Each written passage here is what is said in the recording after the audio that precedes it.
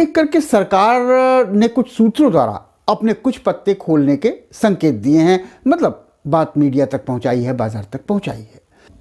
सरकार को भरोसा है कि कर्मचारी उसके इस वादे पर जरूर भरोसा करेंगे। सूत्रों के मुताबिक सरकार इस बात पर राजी हो सकती है कि पेंशन भोगियों के हाथ हर महीने एक सुनिश्चित रकम जरूर आए। नमस्कार, मैं संजय कुमार, द एडिटर के इस नए एपिसोड में आपका स्वागत है। पुरानी पेंशन की मांग के दबाव में सरकार पहली बार अब कुछ कर गुजरने का मन दिल से बनाती हुई दिखती है। वो अपनी पुरानी रणनीति को अमली जामा पहनाना चाहती है। संसद में ओपीएस से साफ इनकार करने वाली सरकार के रवैये में आया ये बड़ा बदलाव है। रणनीति ये है कि नई या नेशनल पेंशन स्कीम को इस तरह से बदल कर लागू किया जाए कि कुछ बातें कर्मचारियों की भी रह जाएं, कर्मचारी संगठनों की भी रह जाएं और सरकार भी झुकती हुई न दिखे।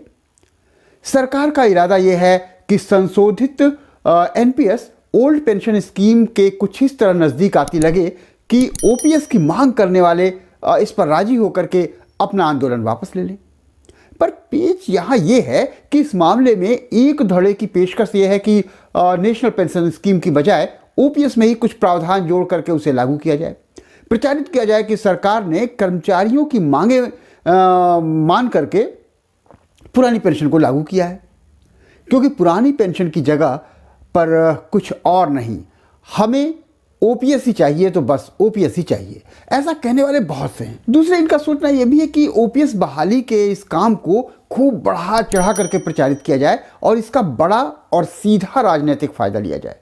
इसका हथियार विपक्षियों के हाथों में ही ध्वस्त कर दिया जाए। पर सरकार इसके लिए राजी होती नहीं दिख रही। वो पहले ही संसद में कह चुकी है कि पुरानी पेंशन बहाली का उनके पास कोई प्रस्ताव नहीं। सुशील मोदी कह चुके हैं पुरानी पेंशन योजना में जाना शर्मनाक, गैर सिद्धांतिक और अनैतिक होगा, ये अर्थव्यवस्था के लिए डिजास्टर होगा, वगैरह वगैरह। अब सरकार यू टर्न लेती झुकते हुए नहीं दिखना चाहती।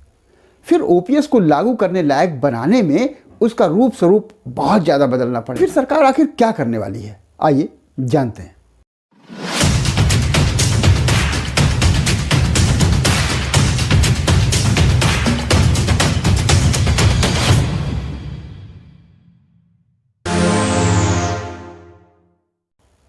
सरकार ने कुछ दिन पहले एक नोटिफिकेशन जारी करके एनपीएस से परेशान सरकारी कर्मचारियों के लिए एक नया विकल्प दिया था।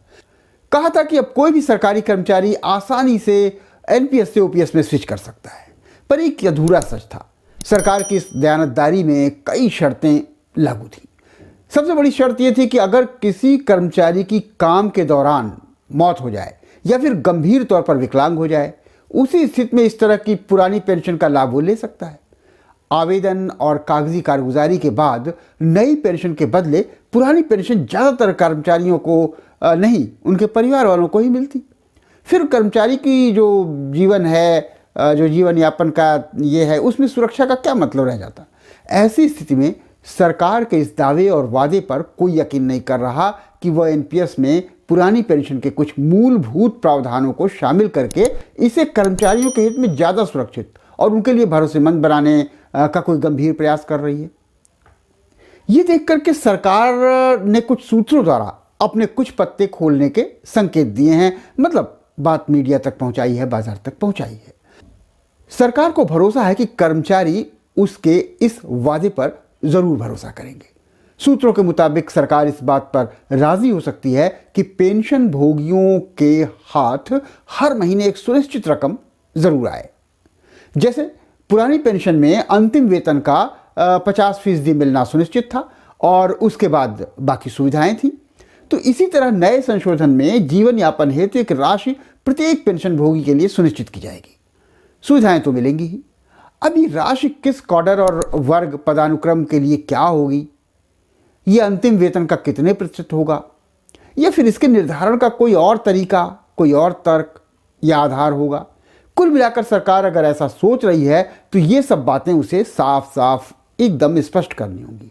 यूं ही हवा में बातें नहीं कही जा सकती, न उससे कोई बात बनेगी। पुरानी पेंशन की मांग से जुड़े कुछ लोगों का आकलन है कि सरकार आरएसएस की फीडबैक और आंदोलन की व्यापकता तथा हिमाचल चुनाव में इसके हालिया असर के बाद इस तरफ सोच तो रही है, लेकिन उनकी मंशा अभी न तो ठीक है और न साफ। कुछ भी हो, बात निकली है तो दूर तक तो जाएगी। अगला साल आम चुनाव का पूर्व वर्ष है। हो सकता है कि सरकार पुरानी पेंशन को नए तरीके से पेश करने में असफल हो ही जाए, पर बजट में इसके संकेत नहीं मिलेंगे, ये तय है।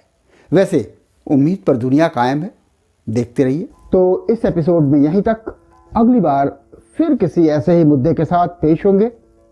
संजय श्रीवास्तव को इजाजत दीजिए। नमस्कार, धन्यवाद और देखते रहिए द एडिटर।